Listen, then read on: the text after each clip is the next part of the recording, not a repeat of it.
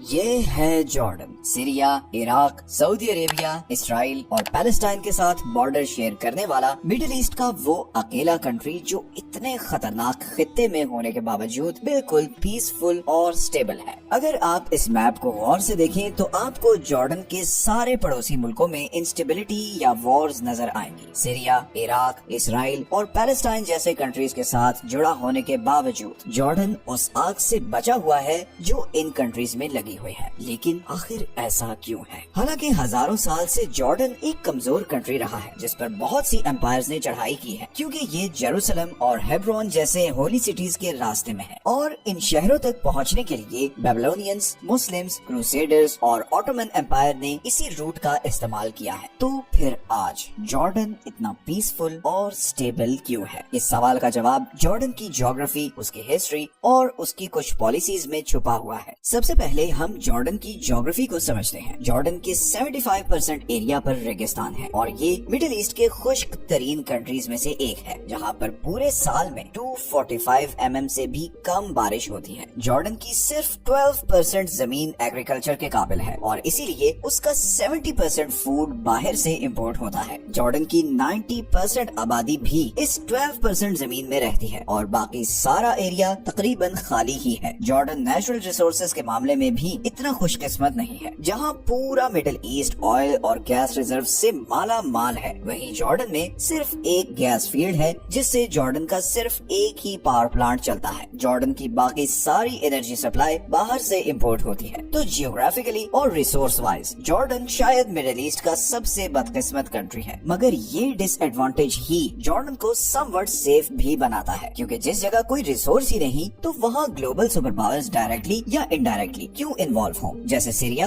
یا عراق میں ہو رہا ہے۔ اسی طرح اگر ہم جارڈن کی ہسٹری دیکھیں تو وہ اس کی آج کی سچویشن کے بالکل اپوزٹ ہے۔ جارڈن پر ہمیشہ سے مختلف امپائرز اٹیک کرتی اور اسے کنٹرول کرنے کی کوشش کرتی رہی ہیں۔ آج سے 3000 سال پہلے جارڈن پر 3 کنگڈمز امن، مواب اور ایڈوم کا راج تھا، لیکن پھر کچھ ہی عرصے بعد یہ تینوں کنگڈمز اسیرین امپائر کے کنٹرول میں چلی گئی۔ پھر کچھ برسوں بعد بیبلونینز نے اس سارے ایریا پر قبضہ کر لیا۔ پھر 5th سینچری کے آس پاس یہ سارا ایریا پرشین امپائر کے کنٹرول میں چلا گیا، اور پھر گریک امپائر نے پرشین امپائر کو شکست دے کر اس ایریا کو اپنے کنٹرول میں لے لیا۔ گریکس کے بعد یہ ایریا رومن امپائر کے کنٹرول میں چلا گیا، جس نے پھر اس سارے ایریا کو کلچرلی اور ایڈمنسٹریٹولی بہت چینج کر دیا۔ لیکن پھر پرشین امپائر ایک بار پھر ابھری اور 6th سینچری کے آخر تک رومن اور پرشین امپائر کے بیچ اس ایریا کے کنٹرول کے لیے بہت وارز ہوتی رہی، اور بالآخر 7th سینچری میں مسلمانوں نے رومن اور پرشین دونوں امپائرز کو شکست دے کر اس سارے ایریا کو اپنے کنٹرول میں لے لیا۔ اگلے 400 سال تک یہ ایریا مسلمز کے کنٹرول میں رہا، لیکن پھر 11th سینچری میں کروسیڈرز نے آ کر اس ایریا پر قبضہ کر لیا۔ 12th سینچری میں مسلمانوں نے ایک بار پھر کروسیڈرز کو شکست دے کر اس ایریا کا کنٹرول واپس لے لیا، اور 15th سینچری تک یہ ایریا ایجپشین مملوکس کے کنٹرول میں رہا، اور پھر فائنلی 16th سینچری میں یہ ایریا آٹومن امپائر کے کنٹرول میں چلا گیا، اور 20th سینچری تک یہ سارا ایریا آٹومن امپائر کے کنٹرول میں ہی رہا۔ لیکن آٹومن امپائر کے دور میں ایک پرابلم یہ ہوئی کہ آٹومن امپائر کا اس ایریا پر کوئی خاص فوکس نہیں تھا، کیونکہ سوائے اس چیز کے کہ یہاں سے جیروسلم تک جانے کا نیچرل روٹ تھا، ان کے لیے یہ ایریا تقریباً یوز لیس تھا، بیکاز نہ تو یہاں کوئی ایگریکلچر تھا نہ کوئی بڑا سمندر لگتا تھا۔ تو آٹومن امپائر نے یہاں پر کوئی خاص ڈیولپمنٹ نہیں کی، جس کی وجہ سے لوکلز میں بہت غصہ تھا، اور اسی لیے انہوں نے سن 1900، سن 1905 اور 1910 میں آٹومن امپائر کے خلاف بغاوت کرنے کی کوشش بھی کی، جسے آٹومنز نے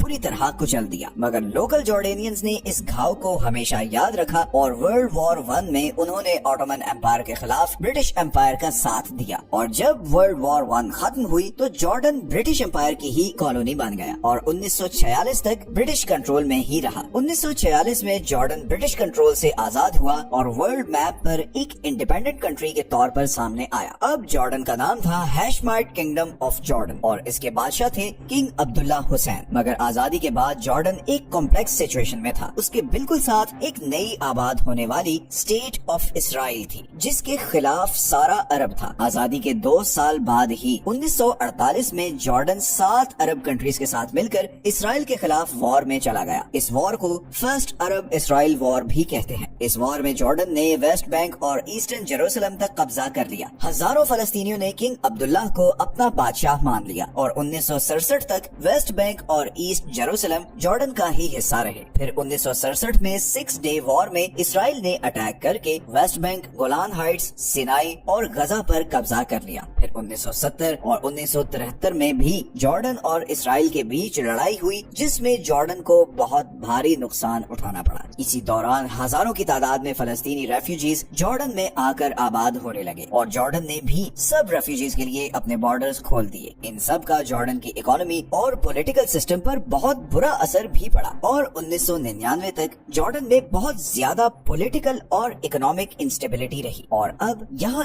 یہ سوال آتا ہے کہ پھر 1999 کے بعد ایسا کیا ہوا کہ آج جارڈن اتنا سٹیبل کنٹری بن چکا ہے. اصل میں 1999 میں جارڈن کے اس وقت کے کنگ بہت بیمار تھے اور انہوں نے کنگ عبداللہ 2 کو اپنا جانشین بنایا. کنگ عبداللہ 2 نے آتے ہی بہت ڈراسٹک سٹیپس اٹھانے شروع کیے. سب سے پہلے تو کنگ عبداللہ نے اپنے لوگوں کی سیکیورٹی اور ویلفیئر کو سب سے پرائیورٹی پر رکھ دیا اور یہی وجہ ہے کہ بارش نہ ہونے کے باوجود آج جارڈن کے 99% لوگوں کو پینے کا صاف پانی ملتا ہے. جارڈن کا ہیومن ڈیولپمنٹ انڈیکس 0.74 ہے جو اس کے کئی پڑوسیوں سے زیادہ ہے. اسی طرح کیونکہ جارڈن کی ایک رچ ہسٹری ہے تو وہاں بہت سی ہسٹوریکل جگہیں ہیں جن کے ذریعے کنگ عبداللہ نے ٹورزم کو پروموٹ کرنا شروع کیا. جارڈن کا شہر Petra 7 wonders of the world میں شامل ہے. یہاں پر جس طرح پہاڑوں کو تراش کر گھر بنائے گئے ہیں وہ لٹرلی ایک میریکل ہے. آج لاکھوں کی تعداد میں لوگ یورپ، امریکہ اور دوسرے ایشین کنٹری سے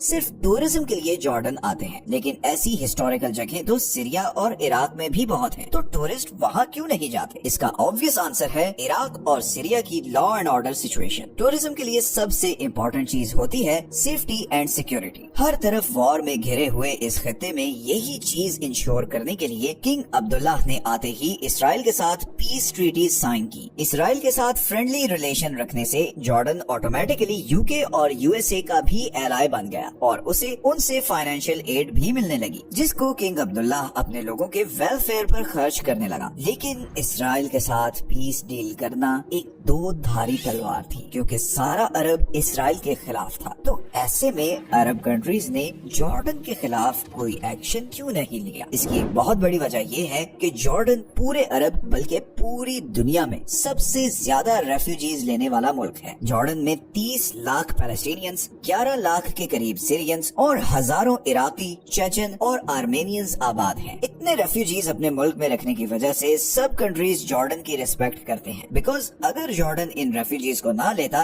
تو پھر یہ سعودی عرب اور دوسرے گلف کنٹریز کے لیے مسئلہ کھڑا کرتے. اس لیے عرب کنٹریز اس کے باوجود کہ جارڈن نے اسرائیل کے ساتھ پیس ڈیل کر رکھی ہے وہ خوش ہیں کہ جارڈن نے ان لاکھوں لوگوں کو اپنے ملک میں پناہ دی ہوئی ہے. اور صرف یہی نہیں بلکہ ان کے ساتھ بہت اچھا سلوک بھی کیا جاتا ہے. اور یہی وجہ ہے کہ 2011 میں عرب سپرنگ کے بہت ہی کم اثرات جارڈن تک پہنچے بیکاز جارڈینین کنگ نے فوراً پروٹیسٹرز کی ڈیمانڈ کو پورا کیا اور کسی بھی قسم کی فورس استعمال کرنے کے بجائے بڑے ہی آرام سے ان کے ساتھ ڈیل کیا. تو اس نیوٹرلٹی اور ہاسپٹیلٹی کی وجہ سے جارڈن کے سبھی پڑوسی اس کی ریسپیکٹ کرتے ہیں کیونکہ انہیں پتا ہے کہ جارڈن نے ان کا بہت بڑا بوجھ اٹھایا ہوا ہے. لیکن جارڈن کی یہ اسٹیبلٹی اور نیوٹرلٹی شاید بہت جلد ختم ہونے والی ہے. پچھلے 1 سال سے جارڈن بہت پرو اسرائیل نیریٹو لے کر چل رہا ہے. اسرائیل غزہ وار کے 1 سال گزرنے کے باوجود ابھی تک جارڈن نے ایک دفعہ بھی غزہ میں رہنے والے پیلسٹینینز کو اپنے کنٹری میں آنے کی آفر نہیں کی اور جارڈن کے پاس ٹریک ریکارڈ کو دیکھتے ہوئے یہ بات بہت عجیب لگتی ہے. اسی طرح ابھی ریسنٹلی جب ایران نے اسرائیل پر میزائل اٹیکس کیے تو جارڈن نے بہت سے میزائلز کو اپنی ایئر اسپیس سے انٹرسپٹ کیا. ان خبروں کا پیلسٹینینز اور ایران میں بہت نیگیٹو امپیکٹ آیا ہے. وہ جو جارڈن کا ایک نیوٹرل کنٹری کا امیج تھا وہ بہت بری طرح ڈیمیج ہوا ہے. جارڈن میں رہنے والے پیلسٹینینز اور ادھر ایران دونوں کو جارڈن پر بہت غصہ ہے اور حالات कोई भी खतरनाक ट्रेजेक्ट्री ले सकते हैं, क्योंकि बहुत सी न्यूज आ रही हैं कि जॉर्डन में रहने वाले पैलेस्टीनियंस जॉर्डेनियन गवर्नमेंट के खिलाफ जबरदस्त प्रोटेस्ट और रिवोल्ट भी कर सकते हैं, और इससे जॉर्डेनियन गवर्नमेंट परेशान भी है। जॉर्डन असल में ईरान के सीरिया में बढ़ते हुए इन्फ्लुएंस से बहुत परेशान है। किंग अब्दुल्ला ईरान को सीरियन सिविल वॉर का एक बहुत बड़ा कल्प्रिट समझते हैं। इस सिविल वॉर की वजह से जॉर्डन को लाखों सीरियंस अपने मुल्क में आबाद करने पड़े, और सिर्फ यही नहीं बल्कि जॉर्डन का सारा नॉर्दर्न बॉर्डर भी वनरेबल हो गया है, क्योंकि बहुत से मिलिटेंट ग्रुप्स इसी बॉर्डर के जरिए हथियार स्मगल करने की कोशिश करते रहते हैं। तो किंग अब्दुल्ला किसी भी तरह ईरान या ईरानी प्रॉक्सीज को जॉर्डन के आसपास बर्दाश्त नहीं कर सकते, और इसीलिए उन्हें अगर इसराइल की भी सपोर्ट करनी पड़े तो वो पीछे नहीं हटेंगे। देखना ये है कि इस तेजी से इवॉल्व होती जियोपॉलिटिकल सिचुएशन का जॉर्डन पर क्या इम्पैक्ट पड़ने वाला है, क्योंकि लग ऐसे रहा है कि मिडिल ईस्ट का सबसे स्टेबल कंट्री अब फाइनली किसी कॉन्फ्लिक्ट की तरफ बढ़ रहा है। मिलते हैं नेक्स्ट वीडियो में एक और इंटरेस्टिंग टॉपिक के साथ। अपना ख्याल रखें। अल्लाह हाफिज।